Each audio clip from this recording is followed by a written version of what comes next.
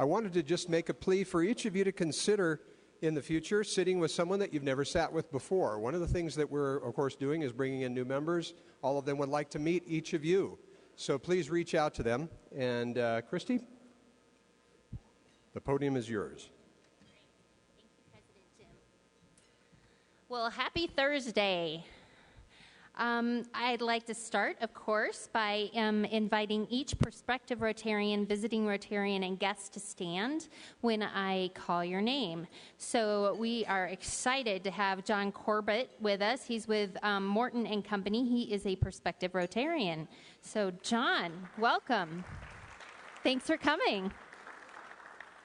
Visiting Rotarians, let's start with Dan Himelspach, our immediate past district governor. Glad you could join us. Alan Yarlitz from Upper Arlington, Ohio, and he brought us a flag. So thank you so much for joining us. Fred Rogers from Peak to Peak. Where's Fred? There you go. Welcome. And then we do have a guest, Michael Donahue, with Rocky Mountain PBS. So where's Michael? There you are. He hasn't even sat down yet. Welcome. Glad to have you. As we make a few transitions into our new year, I did want to let everyone know that we will now be recognizing our birthitarians on the screen to my left here, rather from the podium. So as you're eating your lunch, if you would please glance up and wish those celebrating another year a happy birthday. I know they'd appreciate it. And then announcements. You were cordially invited to a Denver Rotary Fellowship golf outing on August 18th. So you can see more information in the Keyway as well as Young Cho. And I know he was looking for golfers earlier, so he is here today. We will be having our Rotary Day at the Rockies. And so we are still taking reservations for that and for a picnic lunch before that. We will be having an off-site meeting on August 7th. At the Denver Botanic Gardens, and I'm sure that will be lovely with all the rain we've been having, nice and green. The High School Scholarship Committee is in need of 3 male mentors for this upcoming school year. This is a great opportunity to really engage one-on-one with some terrific young people. I've done it the past 3 years, and it's been great. If you are interested, please see Win Gandera. And then I'd also like to wish Seth Patterson. Is Seth here today? He's got his hands full, probably. He is he just became a first-time grandfather, and his grandson was born yesterday. So let's give Seth our well wishes and wish him the best of luck. And then finally, as I don't have a cool little light-up pin like Jim does, but as you've heard, beyond lighting up Rotary, our specific focus for our theme here with our club is focus. And to support President Jim's efforts to create clarity around our mission and its importance, I'm going to be sharing information about one of the organizations our club supports. Are you ready for it? Instead of telling a joke. So hope everybody has already, see, clapping, thank you. Hopefully everybody's already eaten their tomatoes so they can't throw them at me. So I will be, instead of telling a joke, I will be briefly conveying why the organization, I'm going to be sharing information about one of the organizations we support, and I'll briefly convey why the organization exists, the results they've achieved thanks to Rotary's support, and with that, I'm going to kick off this new tradition by sharing information about our largest community partner, Denver Kids. This year, Denver Kids plans to help 1,500 Denver public school students who are at a heightened risk of dropping out of school make education a priority in their lives through one-on-one academic, social, and emotional counseling. Beyond the fact that over 74% of the jobs in Colorado by the year 2020, which is right around the corner, will require post-secondary education, individuals who drop out of high school are more likely to become imprisoned, receive public assistance, and be single parents, as well as have children at a much younger age than their counterparts. Students who receive support through Denver Kids graduate from high school at a rate of 80% or higher, which is amazing in DPS. 85% of those students pursue secondary education. So This investment in them at this young age will really have a ripple effect throughout their lives as well as through our community. Club 31 will support Denver kids with a $120,000 grant this year from the foundation. In addition, 5 Rotarians currently serve on their board, and 3 Rotarians are volunteer mentors to a Denver kid. If you would like to get involved with Denver kids, I know Rotarian Glenna Norville would love to talk to you, and I actually saw her here today. She's sitting right over here. So if you'd like more information, I'm sure you can talk to her. Thank you very much. President Jim. There we go. Okay. Oh, I've got it. Thank you, Christy. Well, as Christy mentioned, our intent is to try to get focused again on our service projects, those that we grant to especially. And so thank you for getting that information to all of our Rotarians. At this time, I want to also note that Will Snyder will not be doing our networking moments, but he is working, way back there, he is working on some other opportunities for networking. So keep your eyes peeled in the Keyway and through other announcements for some networking opportunities. At this time, I'd like to invite, we're going to introduce one of our new members. And so Judi Mabb will be introduced by Mark Donovan. Mark is a paralegal with Wade, Ash, Woods, Hill, and Farley. And so Mark, please introduce our new member. Thank you, President Jim. It's my distinct pleasure to introduce everyone here to my good friend, Judi Mabb. Judi was born in Seattle, Washington, but moved to Golden when she was 5 years old. When she was in 7th grade, she became involved in gymnastics and continued on to become a member of the Golden High School varsity gymnastics team. She received a full-ride gymnastics scholarship to Utah State University, and while at Utah State, she achieved an All-American status and helped her team to a top 10 national ranking. Very cool. Very cool. Education's always been important to Judi. She received a bachelor's degree in behavioral arts from Cal Poly Pomona. She earned her CPA certificate and holds an active Colorado CPA license, and she also has an MBA from Regis. Judi's had a fulfilling career in the accounting finance area and has been fortunate to work for some fascinating companies, including Excel, Quark, First World, which is an internet startup company, Denver Health, Sonova, which is a publicly traded Swiss company that manufactures hearing aids, and now she's the CFO of Colorado Retina Associates, which is a physician practice. She and her partner Nancy are avid sports fans, not only as spectators, given the fact that they have season tickets to the Rockies, but as participants in biking, skiing, and golfing. Tremendous skier, I can vouch for that. They also enjoy long walks with their rescue dog, Wyatt. Please help me in welcoming Judi Mabb.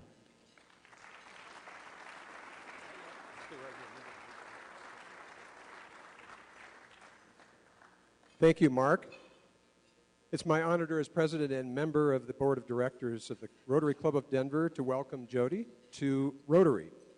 Rotary is a worldwide organization of business and professional leaders who provide humanitarian service, encourage high ethical standards in all vocations, and help build goodwill and peace. You've been invited to join and have been accepted by the membership and board of directors of the Rotary Club of Denver to become a member of the most prestigious service organization in the world. You were selected because you and we Rotarians hold in common the values of service, leadership, integrity, fellowship, and diversity. We invite you to explore service opportunities, help with our organizational work, and start networking with fellow Rotarians. Once you take those actions, you will discover the true essence of Rotarians, people who place service above self. Thank you for making this pivotal decision to begin your journey in the Rotary world with Denver Club 31. We are already the largest and longest-standing Rotary Club in the state of Colorado. Our role now is to engage your passion, and together we must focus our efforts so that our club can reach its maximum potential. Thank you, Mark, for inspiring Judi. Fellow Rotarians, please stand and help me welcome our newest member.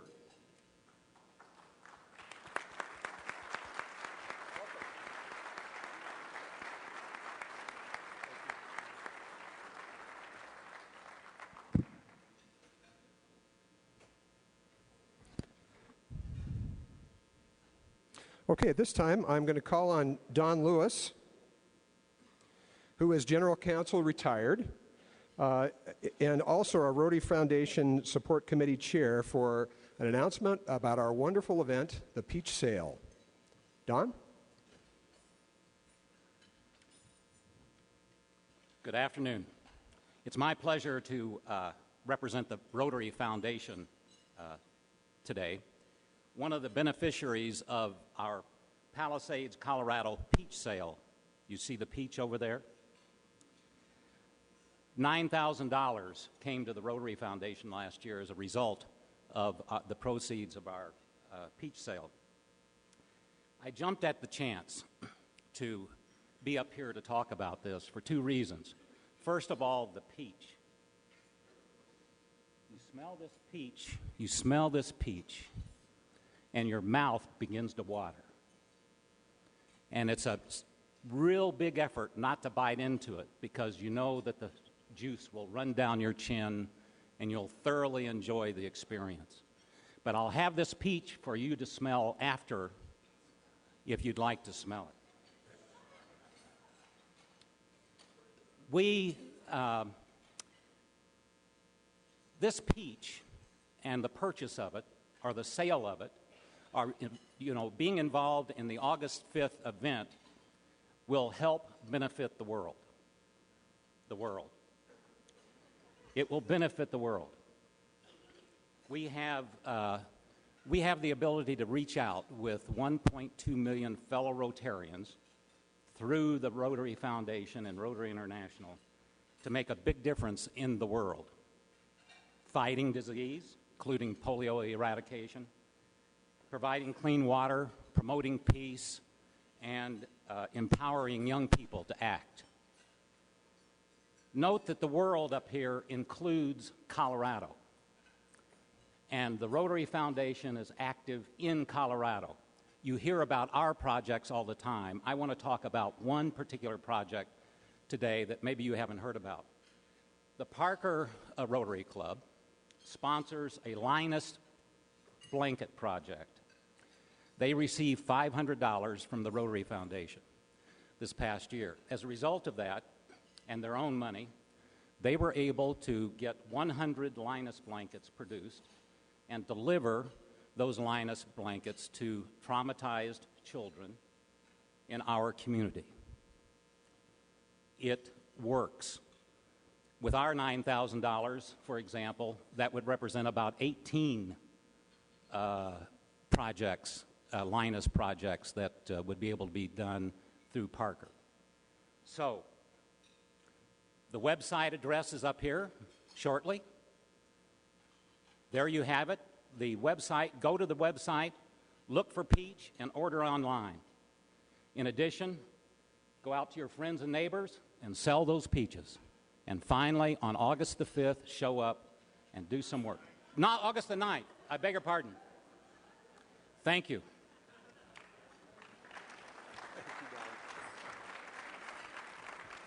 Thank you, Don. This is absolutely one of my favorite fundraisers. I really enjoy flipping pancakes and helping our DCIS kids with the breakfast that's also that morning. So we'll look forward to those wonderful peaches. And by the way, I think we've got the jump on most other clubs, so now's the time to get that word out. Now I'd like to introduce Jim White, who is retired CEO of Denver Machine Shop. He is going to present our blue badges. Thank you, President Jim. I'd like to start off by acknowledging Carter Sales. Carter, if you'd stand up, are you out here in the audience? Carter has been giving his time over the last year to help orient our new members. And so those of you who have been to some of his classes and his presentations have gained a lot of knowledge, I'm sure, about Rotary Denver and Rotary International. Those of you who have been in our club for 6 months or a little over 6 months can now be rid of your red badge, which basically gives you the opportunity to look around the room and say, hey, hi, I'm new, and introduce yourself to the rest of the members. And it gives the rest of us a chance to come up and say, you know, you're a new person, what do you do? But I'd like to honor those who have been with us now for 6 months As I read your names, if you'd come up to the front, Darlene will exchange your red badge with a blue one. There's a few of you who are not here, but let me read your names. Come on up as I read your names. It's Michael Allen. Just stay up here when you're done for a minute, and then we'll acknowledge you all at the end. Norm Frankie, Trudy Truvy, Juan Valdez, Justin McNamara, Sean Gatson, Chris Peters, Tom Wolf, and Christine Cecil. So as they come up, let's give them a round of applause. They'll exchange their badges.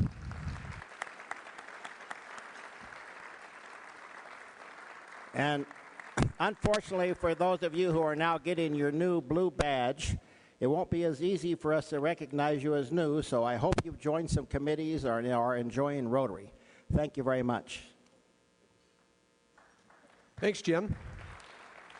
It's now my pleasure to introduce our past district governor, Dan Himelspach, who will be giving a quick thank you. Dan?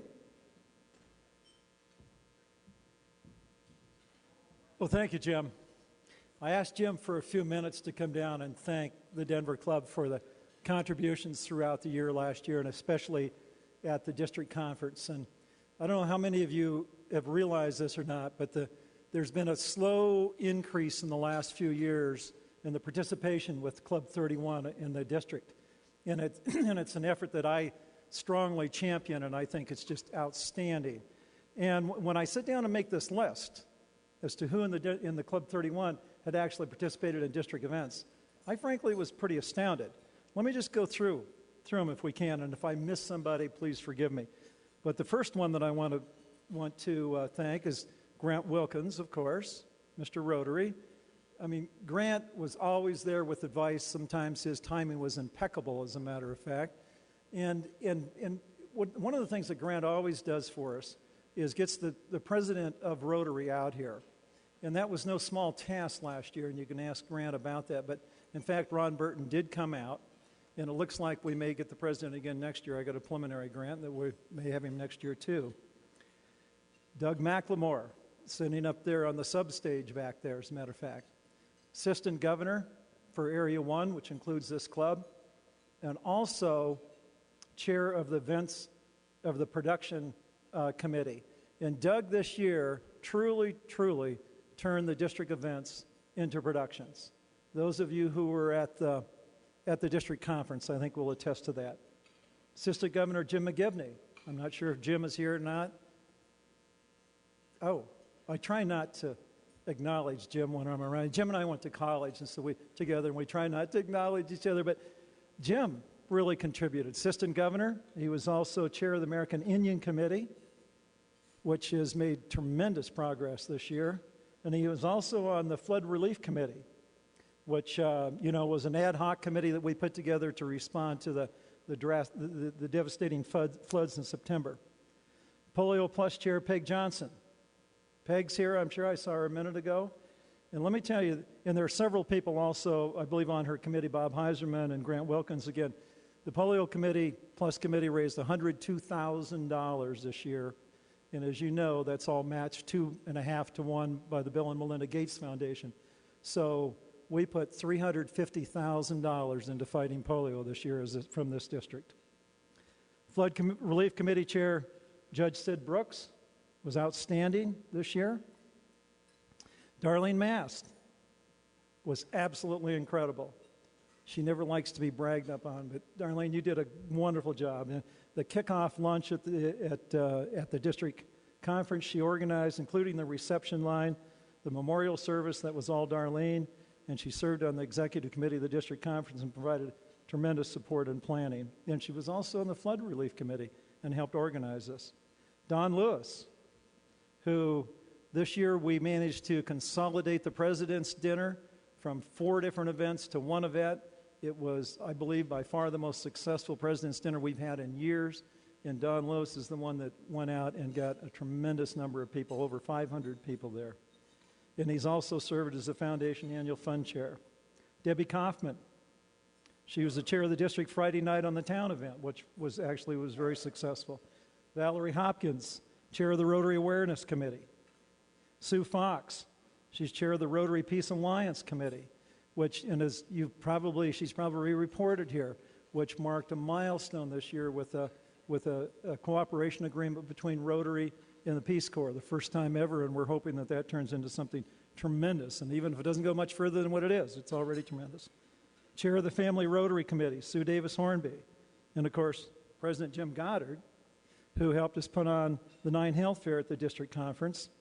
And I don't want to forget past President Allison Clark Hardesty, who was the MC for the kickoff lunch at the convention, and has been a tremendous amount of help all the way through, and a variety of different things that we did with the district, including the Temple Beale Scholarship.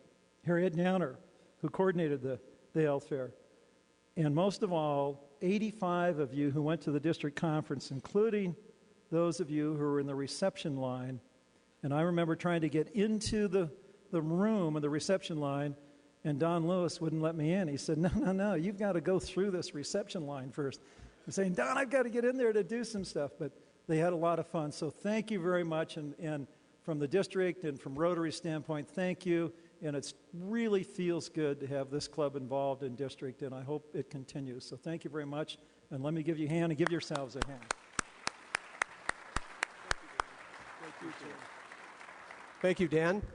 Now it's my pleasure to have our past president, Bob Lowdermilk, who's also retired highway construction person and executive, to introduce our speaker today. Bob?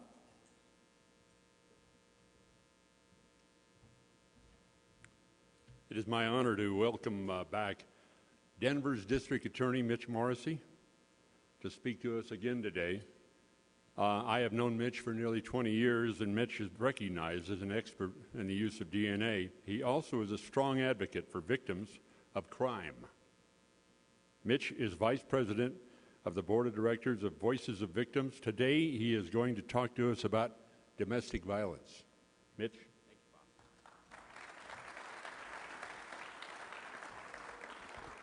I want to thank you for having me. I know that Dale Tooley was a member of this club, and he was one of the finest DAs that we had. I can tell you also I do speak to other Rotary clubs, and you are the envy of those Rotaries out in Highlands Ranch and those places. But it's an honor for me to be here today, and I'm going to talk to you about something that is very important in the city of Denver and in the region that we're working on. And when they get this set, we'll roll. I also want to thank Harry Arkin, who I see is here. I've made a presentation of this to a foundation that he runs, and he gave us some help. So, Harry, I want to thank you. The Rose Andom Center is something that we are in the process of building, and we're in the middle of a capital campaign. And really what it is about is it's the next step in fighting domestic violence in our city and in our region.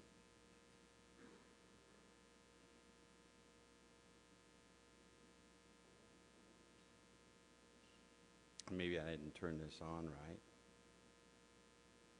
That's it? I got it. Come on, folks.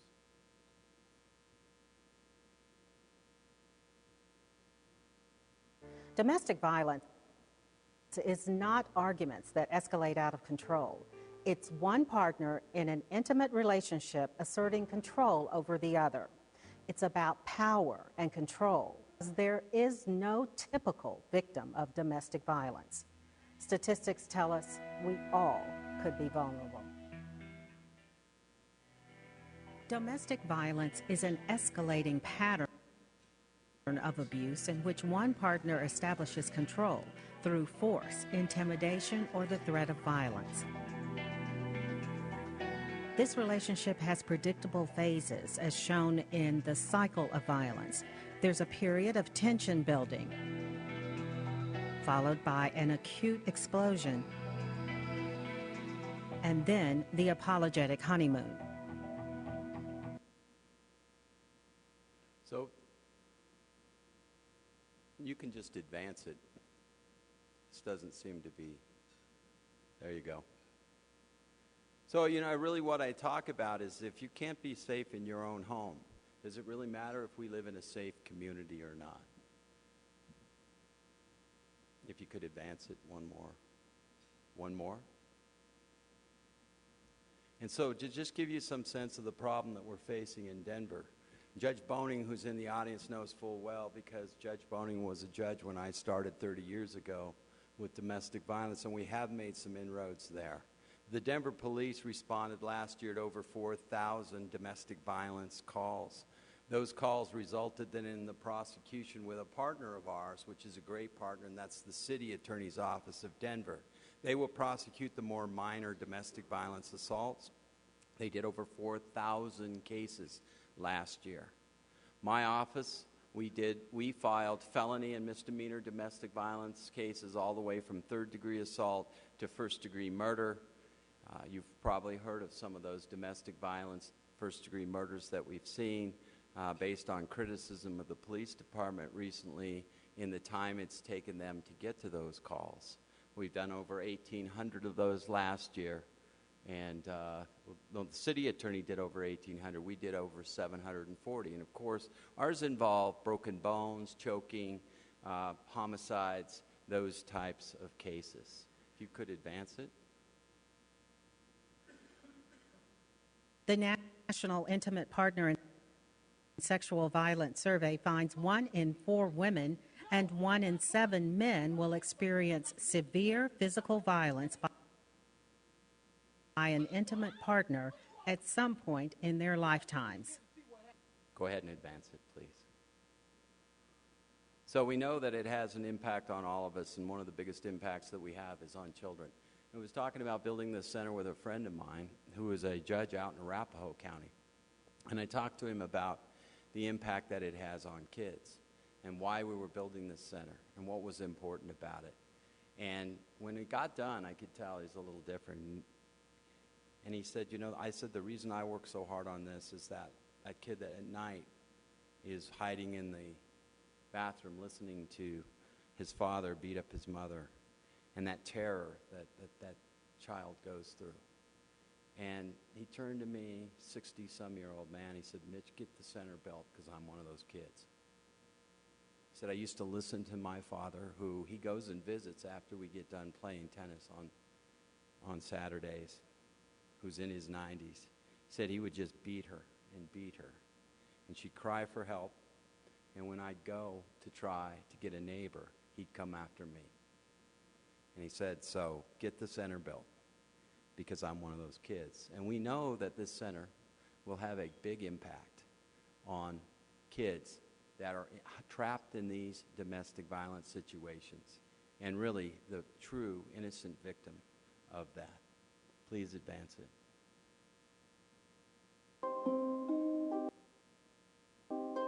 Growing up in a violent home is terrifying and traumatic. This is the reality for more than 3 million children in the United States.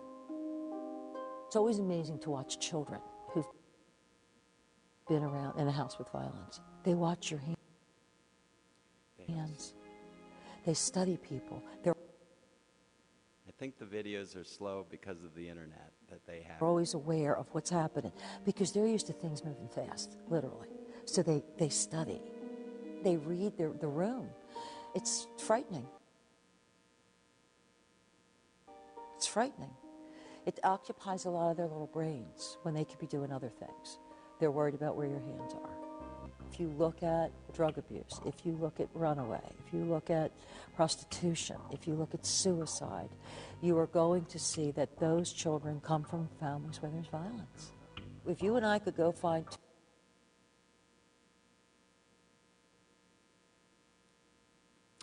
Basically what she says, if you go out to a runaway shelter and you 200 runaways right now, you will find that all of them fled violence. All those kids have fled violent homes. So the impact that this has on kids is the ones that can't run just have to face it. And the ones that do run end up on our streets because home is not safe. All of them. You can go ahead and advance it. Go one more, please.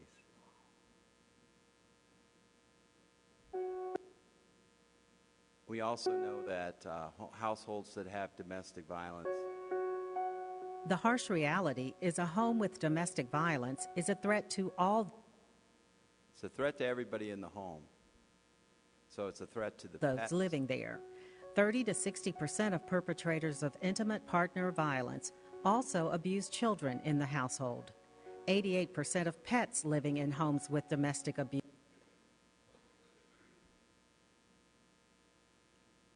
You can go ahead. Are either injured or killed. So we know there is a direct connection between people that abuse animals and people that engage in domestic violence. Go ahead. We'll see if this one will play.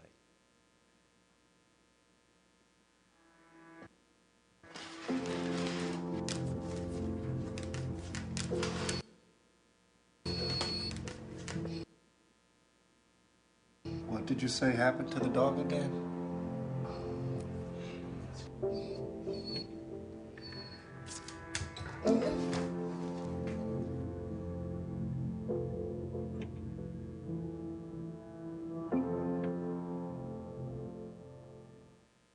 And again, the theme is that we know this is going on in our homes, in our community.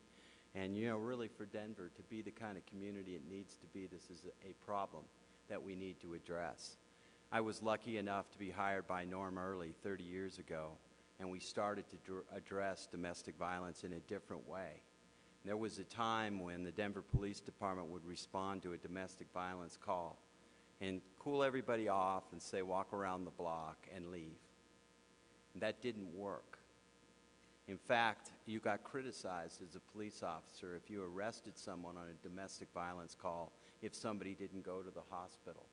We changed that. I tried murderers, domestic violence situation where they had what would have been today multiple felony offenses against the woman that they supposedly loved.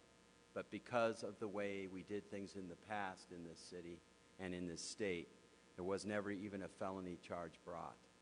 So the good news is we've changed that. And we do a lot around domestic violence. And the Rose Andom Center is the next step in that process. If you could advance it, please. Go ahead. It presents unique challenges. You could ask Judge Boning how many times he's seen a domestic violence victim take the witness stand and recant and say, I fell down the stairs, that this didn't happen. Remember, these are victims that are tied in to the person that victimizes them. And that causes us unique situations. That causes us very difficult economics, children, all those kinds of things come around this crime. Please advance it. It's an ongoing relationship. Advance it. And there's that fear of retaliation, those threats. What we know is a victim of domestic violence will probably be victimized 11 times before they have the courage to call the police. That's going on a lot, and we know it's very, very unreported with threats of retaliation. If you could advance it.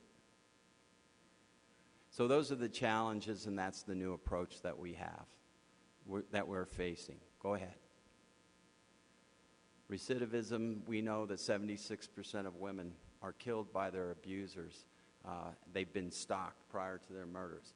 And these are cases that oftentimes just start out as a city case. And within days, the Denver Homicide Unit is responding, and it's a murder case. We've seen that recently with a young woman that taught fifth graders out in Adams County. She was killed up by Congress Park. And as soon as the individual got out on the city charge that he was charged with, he proceeded over there with a gun and killed her on her way to work that morning. If you could advance it, please. So this is the idea. Imagine one place where victims of crime, or victims of domestic violence can go. Go ahead. One place with answers. Go ahead. With hope. Go ahead. Just go ahead and do all three of them.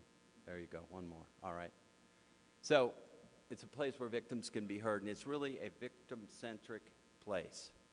And it's a place where a victim in our system may have to contact as many as 28 or 30 different agencies.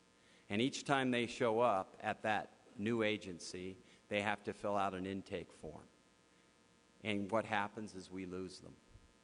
They may be bringing their kids with them. They may not have a place to stay.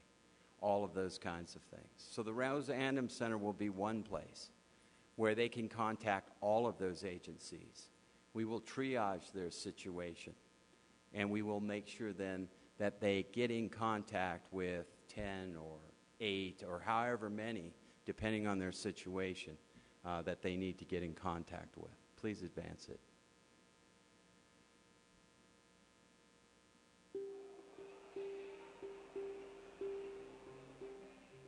In 2002, I received probably the most unspeakable phone call. My sister had been shot.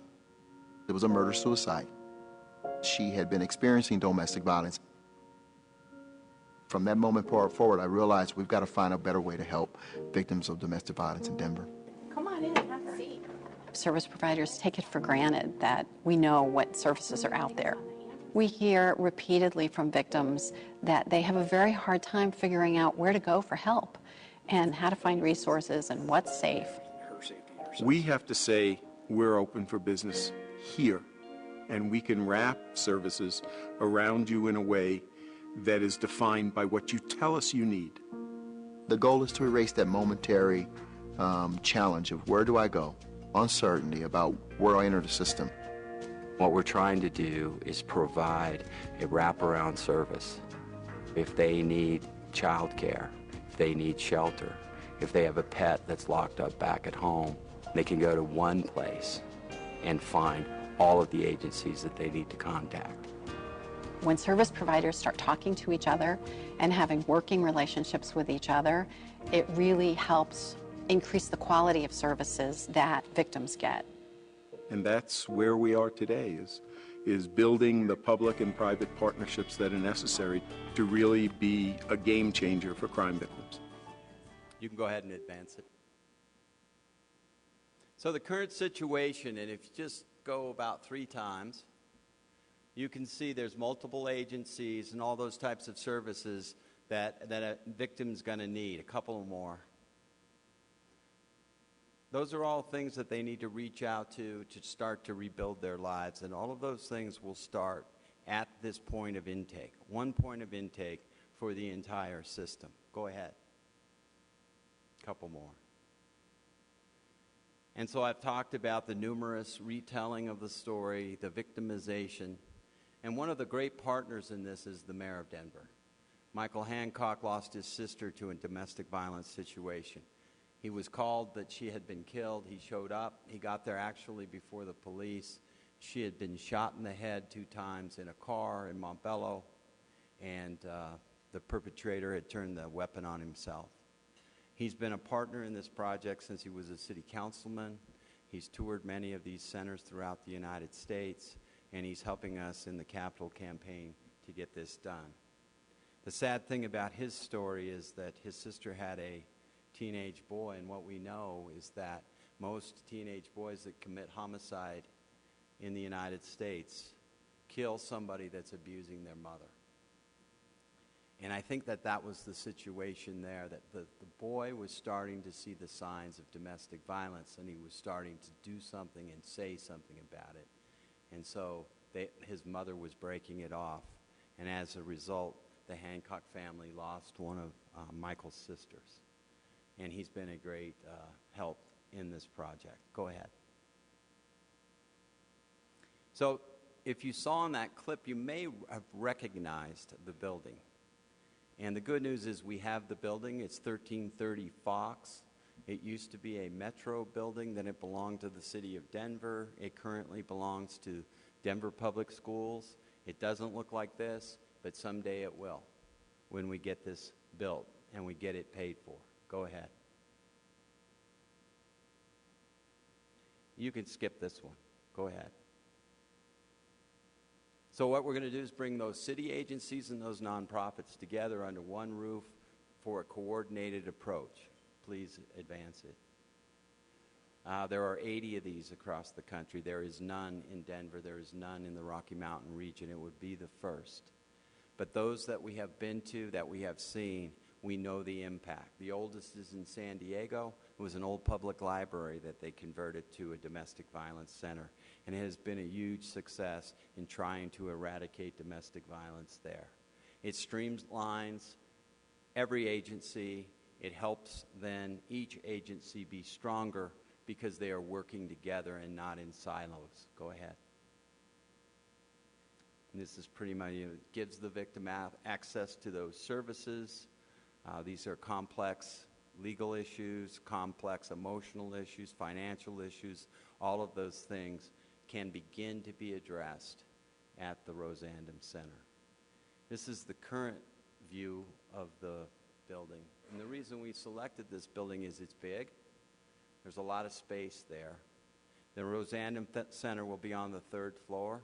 Security-wise, we'll have the entire Denver Police Department detective unit that does solely domestic violence in our city. It is the location. It's near the police department. Obviously, it's right across the street from the new courthouse. The jail's near there. The hospital's near there. And there is good transportation into that area. It's the Golden Triangle. I know people think we always put everything in the Golden Triangle, but really, when it comes to the partnership in a criminal justice situation, that is where we need to have this. So it is right there. It is centralized. And what we're hoping is that we will increase the people that will come to this place, walk in, and ask questions before they wait 11 times to be victimized in a domestic violence situation. Please advance it. This is a list of our partners. Probably many of you contribute to our partners. Many of them are nonprofits. They have been around. The Battered Women's Shelter. You can see Project PAVE, which deals with juveniles and combating date rape, date violence. You can see the different groups that are there. This partnership is built. We meet now.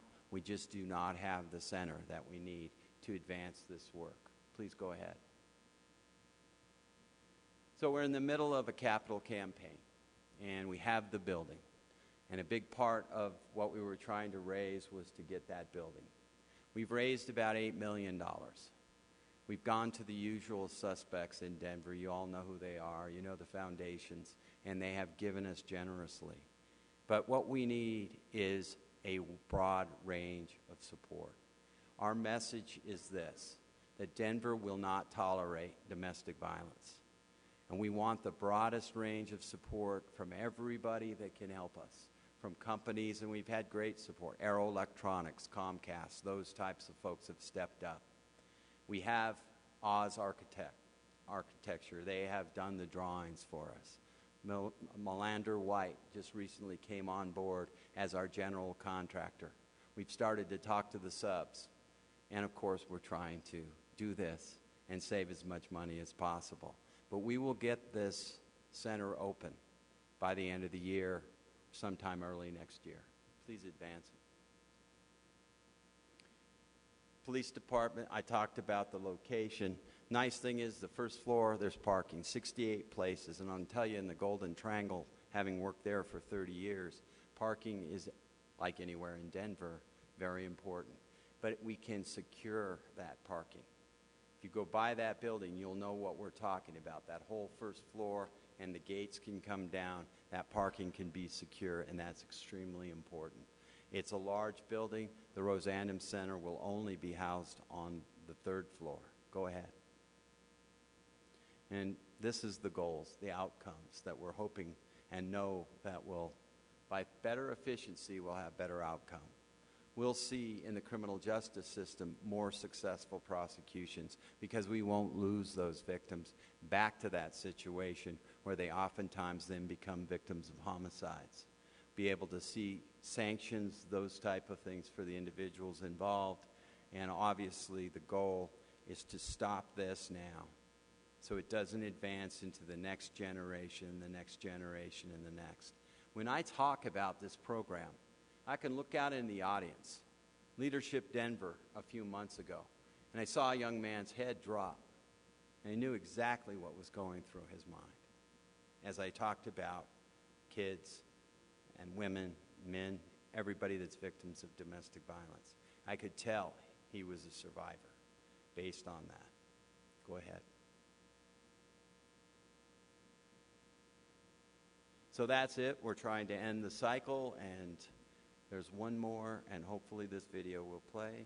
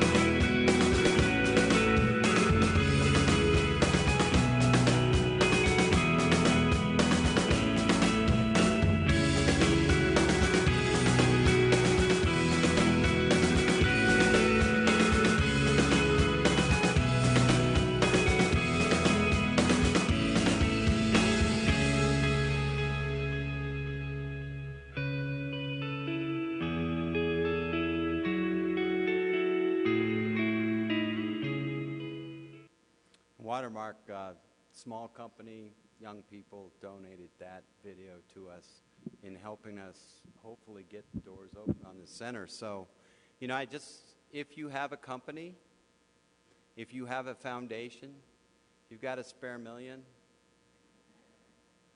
we'll ask you to consider us. It will make a difference.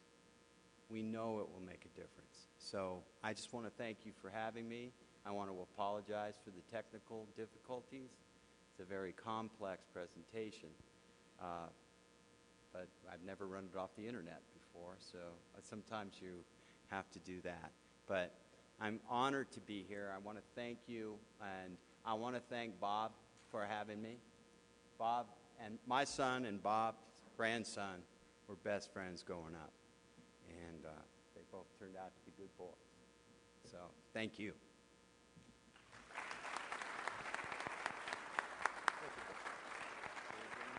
I think we have just a couple of minutes for questions. Does anyone have questions? Maybe we could lower those lights a little bit. Yes, right down here. Sue, Will, we've got one right here.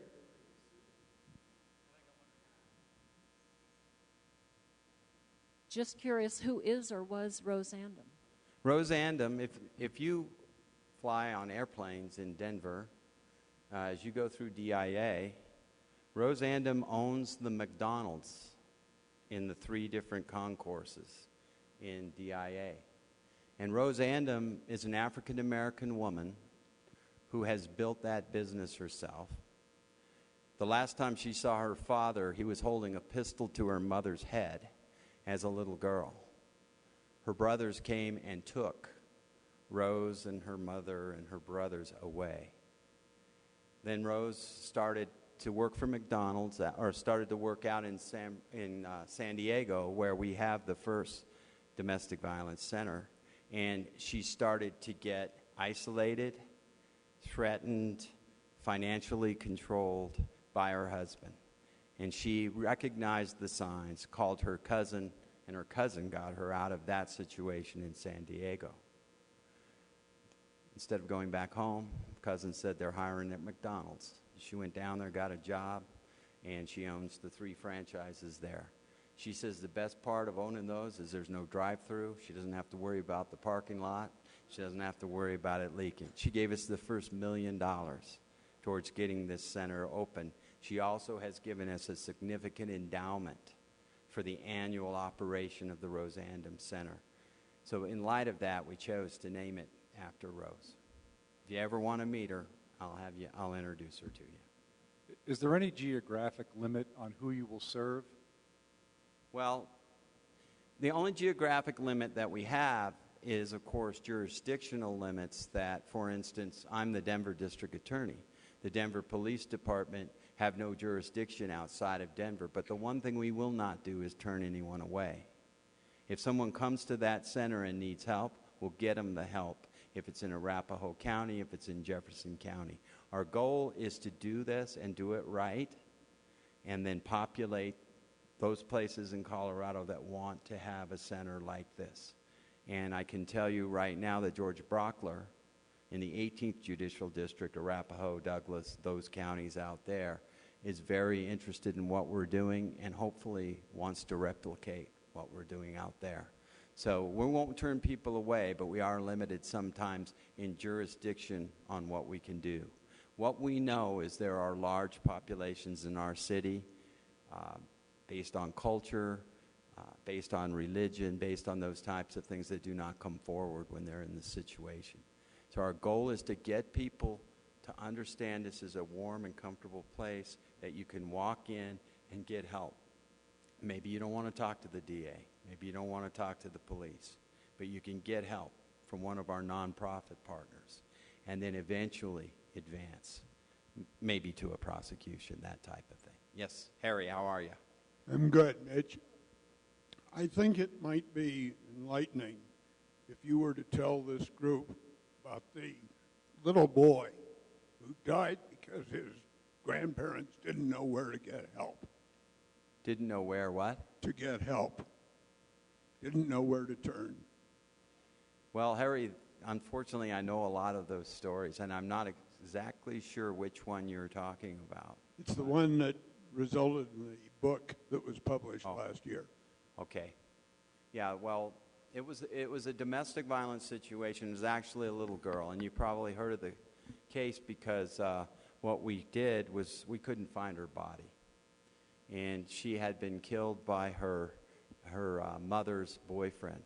The mother was off at work and left this little girl with this boyfriend, who we eventually knew had abused children in the past and was engaged in domestic violence with the mother. He called her and said something had happened. She came home. She was working at what used to be Gart Brothers. You know, I lose track of the names of the new businesses sometimes. She came home and found that her little girl was dead. He put her in a bag, and he went off to get rid of her body, and was successful at that. She then called the police and said the little girl had been kidnapped.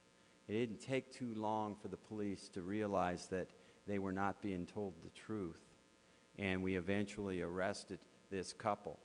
But because we couldn't find the body for some time, we had to release this individual, and he was on the streets. He was also a sex offender who failed to register, so the Denver police would arrest him on a regular basis and put him back in for that charge.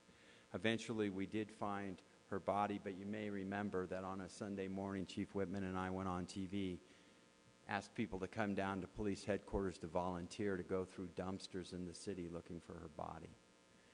And she was a little girl that was mostly in control by her grandmother and her aunt. And they just had nowhere to go and nowhere to turn to get out of the situation they were in. Her mother wouldn't give custody. Social services had dropped the ball on this family, and they had nowhere to turn. They didn't know what to do. And there's since been a book written about it, and we were successful in eventually the first-degree murder prosecution of this man that killed the little girl. But had the grandmother and the aunt, had a place like the Rose Andom Center to come and just walk in and say, you know, what can we do? Who can help us here? They would have gotten the kind of help they would have needed and saved that little girl's life. Thank you, Harry, for bringing that up. I have great stories, don't I? Okay. Well, again, thank you so much for having me. I appreciate it. If you want more information, I did bring some handouts that are on your table, and I'll stick around a little after the meeting. Thank you. Thank you so much. I've got just a couple of gifts before you leave, the most important of which is a certificate, or actually a recognition that our club will be making a donation to Polio Plus, which is our international effort to eradicate polio. This year, only 112 cases have been reported, so we are this close to eradicating polio. And in your name, we're giving a donation that will be equivalent to inoculating 50 children. And in addition, the Gates Foundation, Bill and Melinda Gates Foundation, will match that 2-to-1. So there actually will be 150 children who will be inoculated. And also a little crocus to wear, to recognize that, and a pin if you'd like to wear that in the future. We want to thank you again for being here. I really appreciate your time and your stories on this very important... Charlie wouldn't let me get away with this. I was going to give it to him afterwards. The Branch Rickey event is coming up in November, and this baseball is actually from last year.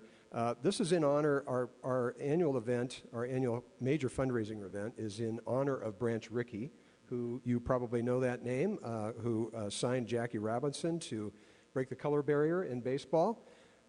Clayton Kershaw was the honoree last year. This has his name on it, and of course the LA Dodgers. And we appreciate you being here. We look forward to you perhaps attending our Branch Rickey event in November. Thank you. Thank you. Thank you.